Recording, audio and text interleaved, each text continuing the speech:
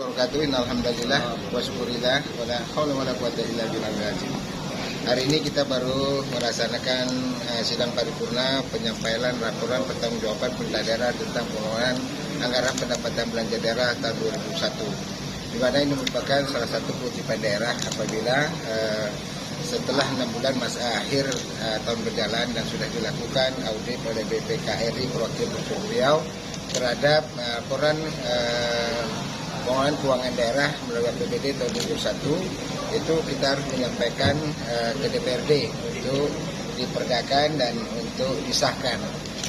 Hari ini kita sudah sampaikan tadi laporan pertanggungjawaban pemerintah daerah tentang penyelenggaraan anggaran pendapatan belanja daerah tahun 2021 ya hasil audit yang dilakukan oleh BPKRI. Di mana dari 8 fraksi ada 4 fraksi menyampaikan secara tertulis dengan catatan tertulis itu pemerintah daerah segera menjawab juga secara tertulis. Kemudian ada yang 4 fraksi yang menyampaikan secara langsung, salah satu adalah fraksi Demokrat, fraksi Hanura, fraksi PKB dan fraksi Gerindra. Dari apa yang disampaikan, saya menjawab secara normatif karena nanti mereka akan bahas lebih detail melalui pansus yang akan dibentuk. Yang disampaikan tadi salah satunya adalah saya masukkan agar ke depan tidak terjadi lagi tunda bayar yang pada tahun ini masih terjadi tahun 2021 yang kita bayar 2022. Padahal pendapatan kita melebihi dari target, dari 100% ditargetkan mencapai 100,6, di mana kelebihan target kita adalah dari transfer pusat, kemudian dari penerimaan pendapatan asli daerah. Dan saya jawab bahwa kenapa terjadi tunda bayar, karena peraturan Menteri Keuangan yang tentang revisi APBD perubahan itu kita dapatkan pada akhir bulan September masuk Oktober. Sementara APBD perubahan itu sudah kita sahkan pada akhir Agustus. Sehingga ada kelebihan dana yang ditetapkan oleh kementerian itu tidak bisa kita masukkan. Itu baru menjadi silpa kita. Kemudian ada beberapa kegiatan yang memang tidak bisa terbayarkan karena juga dari PAD kita itu baru pada akhir tahun masing-masing perusahaan itu menyetorkannya sehingga tidak bisa diprediksikan. Apabila sudah pada akhir Desember dia melaksanakan penyetoran, ini kegiatan-kegiatan yang sudah kita anggarkan itu pada saat itu sudah close kita. Sehingga tidak dapat kita lakukan PHO-nya, kemudian tidak dapat kita proses pembayaran. Namun kita berkomitmen pada tahun berikutnya ini menjadi prioritas dan ini sudah kita lakukan pembayaran seluruh kegiatan-kegiatan tunda bayar dari kegiatan-kegiatan yang tidak terbayarkan 2021 alhamdulillah. Jadi saran masukan tadi dari Demokrat, mungkin dari Gerindra, dari yang lain-lainnya seluruh fraksi ya 2022 akan kita perbaiki lagi. Ya mudah-mudahan juga dari kementerian mungkin kita tidak pada akhir tahun baru kita dapatkan PMK itu sehingga pada APBD perubahan yang kita sahkan nanti kita sedang nyusun nih 2022 yang mudah-mudahan bulan Agustus PMK tentang APBD perubahan ini sudah dapat kita terima. Yang kemudian dana DAK yang ditanyakan kenapa hanya 88%. Dana DAK ini sangat sulit ya karena petunjuknya juga itu terjadi keterlambatan dan pencairannya itu sesuai dengan tahapan-tahapan sudah. Saya sudah melakukan teguran kepada OPD-OPD yang terkait agar dana transfer pusat melalui dana alokasi khusus ini benar-benar dari awal itu sudah harus dikerjakan, sudah harus ditindaklanjuti karena kita untuk mendapatkannya sulit. Sehingga pada akhir tahun semaksimal mungkin lah, tetapi jangan melanggar aturan, jangan melanggar payung hukum yang akan berdampak kepada proses hukum.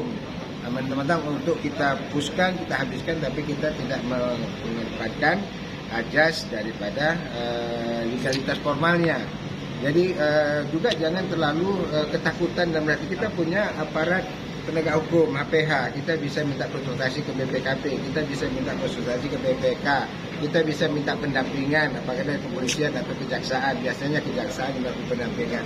Dia saya berikan masukan kepada OPD yang ada keraguan-keraguan untuk melakukan itu. Kemudian yang terakhir, ada beberapa kegiatan 2022 seperti perikanan, untuk hibah ini segeralah diproses. Saya sudah cek apa yang menyebabkan terjadi kelembatan, kata validasi. Saya bilang validasi tidak akan memakan waktu sampai berbulan-bulan.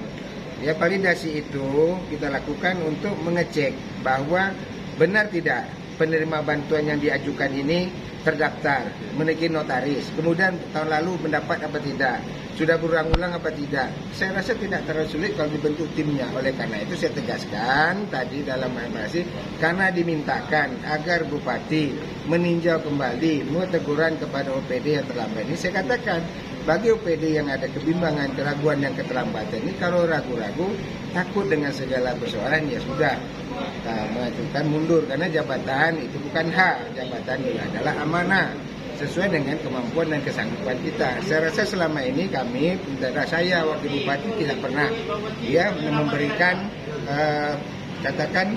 menekan, mengintervensi, tetapi untuk menegur saya kira wajar. Berarti OPD tersebut siap untuk diganti ya Pak Bupati ya? Ini bukan harus diganti, bagi, ya kan, jangan langsung kita teknis kepada bagi yang menyelesaikan. Kami hari Kamis akan rapat di situ baru kita dapat evaluasi gambaran berapa progres serapan anggaran sampai dengan memasuki semester pertama ini, itu triwulan kedua.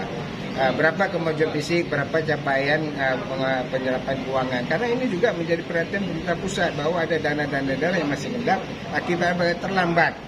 Oleh karena itu, Dewan dituntut oleh konstituennya. Apa yang mereka mintakan, apa yang mereka minta dibangunkan. Saya juga dituntut terhadap visi dan misi saya yang merupakan keselarasan apa yang dilakukan oleh pemerintah daerah, Bupati dan DPR terhadap proses pembangunan yang kita lakukan. Itu saja intinya. Waktu yang lalu saya sudah memintakan kepada Pak Wakil Bupati bersama Dinas Perindak Operasi Asisten 2 pada saat itu untuk melakukan rapat tentang evaluasi untuk minyak, bahan bakar, minyak khususnya minyak subsidi.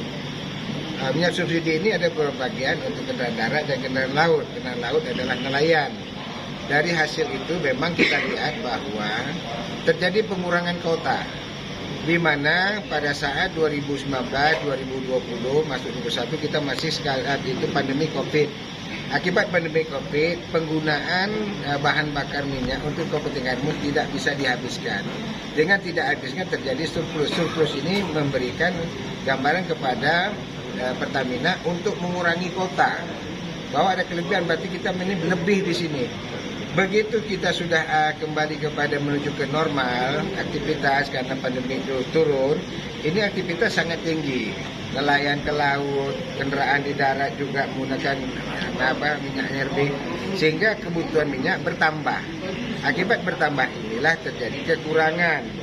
Agar sampai dengan akhir tahun tidak menjadi suatu hal yang sangat besar, maka kita lakukan rapat evaluasi tentang sementara belum dapat kuota ini untuk melakukan pembatasan penggunaan minyak, baik kendaraan laut maupun di darat, agar jangan sampai nanti terjadi kekurangan.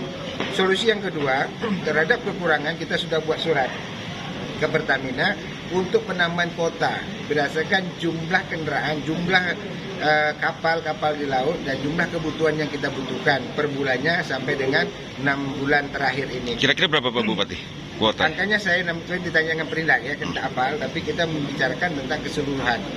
Kita sudah surati Pertamina untuk penambahan kuota dengan harapan sampai dengan akhir tahun ini bisa terpenuhi. Yang ketiga, ya kita minta masing-masing kesadarannya dan untuk pengawasannya tentang penggunaan minyak-minyak untuk kapal-kapal kecil. Kapal-kapal besar juga demikian. Ya, makanya turunlah tim Satgas kemarin ya untuk memantau tentang penyaluran dari masing-masing APMS kepada distributor maupun kepada para nelayan-nelayan ini. Sehingga tujuannya adalah bagaimana bisa semuanya terbaik, bisa semuanya nyaman. Jangan ada penumpukan, jangan ada pengaduan, apalagi sampai minyak subsidi ini digunakan untuk kepentingan industri. Itu yang kita sangat khawatirkan. Oleh karena itu, kepada APMS, kepada distributor, kepada nelayan dengan turunnya tim pemantau ini, dan saya harapkan ini tujuannya untuk kebaikan kita semua. Siap. Gubernur sudah turun, kemudian Dinas Perikanan Kelautan provinsi juga mendampingi, dari DPRD juga mendampingi surat kita tentang tempat pembangunan perikanan yang oleh Kementerian KKP itu ditetapkannya di Batam dan beberapa wilayah. Kita minta Karimun juga menjadi salah satu yang ditetapkan untuk mendapatkan pelabuhan perikanan dan tempat pelayangan. Kenapa? Kapal-kapal ikan kita sekarang ini ngambil minyaknya dan ambilnya apa semua di Batam. Siap. Dan nelayan di Batam itu gabungan dengan kita dan juga di Natuna adalah nelayan kita. Kita termasuk nelayan yang besar di Karimun ini. Oleh karena itu, untuk penetapan zonasi pelabuhan perikanan itu kita harap dari kementerian melalui Bapak Gubernur agar Karimun ini ditetapkan. Karena nelayan kita cukup besar dan memang kita perlukan pelabuhan perikanan untuk pelelangan ikan di tempat kita ini sangat diperlukan karena itu kewenangan pusat, kewenangan provinsi. Kami atau daerah mengusulkan dan mudah-mudahan ini mendapat respon yang baik. Lu Di wilayahnya, Pantai Pak Imam. Pantai Pak Imam ya. Pantai Pak Luas wilayahnya Pak Bupati? Karena di situ ada tanah negara sebagiannya itu kita peruntukkan untuk lokasi perikanan. Ada pelabuhan untuk dari kebersihan airnya, ada pelabuhan untuk barang bukti dari kejaksaannya, di sebelahnya kita minta untuk pelabuhan perikanan. Jadi satu tempat lah wilayah pelabuhannya di sana. Siap. Anggaran provinsi Pak Bupati? Anggaran dari pusat itu. Pusat ya? Ya, pusat. Pusat. Cukup besar anggarannya. Berapa Pak Bupati? Saya rasa di atas 20-30 miliar. Miliar. Ya, untuk pembangunan karena dia bangunnya secara menyeluruh dengan gudang, bak pelayangan ikan dan tempat pelabuhan ya yang representatif lah. Saya rasa seperti itu.